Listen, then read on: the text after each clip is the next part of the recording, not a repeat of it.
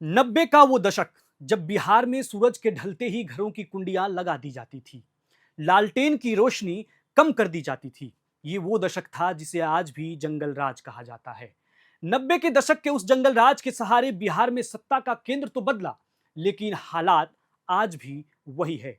सरकार कहती है बिहार की पुलिस अत्याधुनिक सुविधाओं से लैस है, बिहार में सुशासन की सरकार है, और इसी सुशासन की सरकार में राजधानी पटना के सबसे बड़े अस्पताल में 2 बाइक से 6 बेखौफ बंदूकधारी फिल्मी अंदाज में अस्पताल पहुंचता है।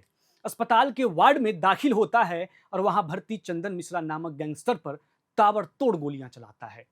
पटना के पारस एचएमआरआई हॉस्पिटल के वार्ड में बक्सर के कुख्यात अपराधी चंदन मिश्रा की हत्या से सनसनी है। गुरुवार को 5 अपराधियों ने जिस तरह इस घटना को अंजाम दिया है, उससे साफ जाहिर है कि इसकी प्लानिंग बड़े स्तर पर हुई होगी। पटना के अस्पताल के बेड पर पहली बार किसी कुख्यात की हत्या कर दी गई। फिल्मी अंदाज में 5 शूटर हथियार लेकर पारस अस्पताल पहुंचे और आजीवन उम्र कैद की सजा काट रहे चंदन मिश्रा पर गोलियां बरसाने के बाद आराम से फरार हो गए। शूटर इतने इत्मीनान से आए जैसे उनको पुलिस का कोई खौफ नहीं हो। खास बात यह है कि अस्पताल के पास पुलिस की कोई गश्ती नहीं थी। पटना पुलिस की शुरुआती जांच और फुटेज के आधार पर एक शूटर तौसीफ की पहचान की गई है, जो फुलवारी शरीफ का रहने वाला है।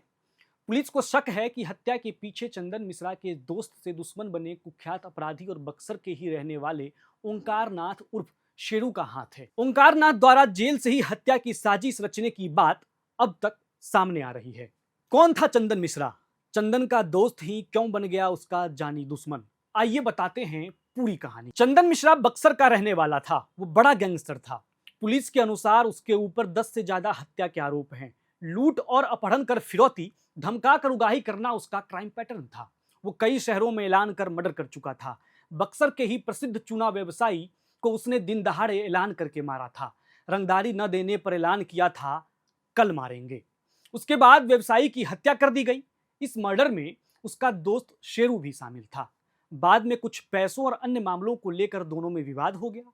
दोनों अलग हो गए थे। बाद में शेरू ने अपना अलग गैंग बना लिया। आरा तनिष्क लूट कांड में शेरू गैंग का नाम आया था। फिलहाल पुलिस का यह मानना है कि शेरू गैंग ने ही चंदन मिश्रा की हत्या को अंजाम दिया है, क्योंकि इस हत्या में शामिल 2 बदमाश भी शेरू गैंग के ही बताए जा रहे हैं। चंदन मिश्रा 15 दिनों के लिए पैरोल पर बाहर आया था। 18 जुलाई को उसकी पैरोल खत्म हो रही थी। उसे पटना के बेऊर जेल लौटना था। इसी बीच तबीयत खराब होने के बाद वह पटना के पारस अस्पताल में अपना इलाज करा रहा था। चंदन हॉस्पिटल के बेड नंबर 209 पर लेटा था। जिस वक्त गोली मारी गई वो सो रहा था। बुधवार को ही डिस्चार्ज होने वाला था, लेकिन किसी कारण से नहीं हो पाया। चंदन मिश्रा को हत्या के मामले में आजीवन कारावास की सजा हुई थी। पिछले 12 सालों से वह जेल में बंद था। वो बक्सर जेल से भागलपुर और भागलपुर से फिर पटना के बेऊर जेल में सजा काट रहा था। पटना के हॉस्पिटल में ऐसे ही कुछ हत्या की घटना पहले भी हुई है। 27 साल पहले पूर्व सांसद रमा देवी के पति ब्रिज बिहारी प्रसाद की आईजीएमआई परिसर में हत्या कर दी गई थी। 13 जून 1998 की शाम करीब 7:30 बजे वो अस्पताल परिसर में टहल रहे थे। इसी बीच स्टेन गन से गोलियों की बौछार कर उनकी हत्या कर दी गई।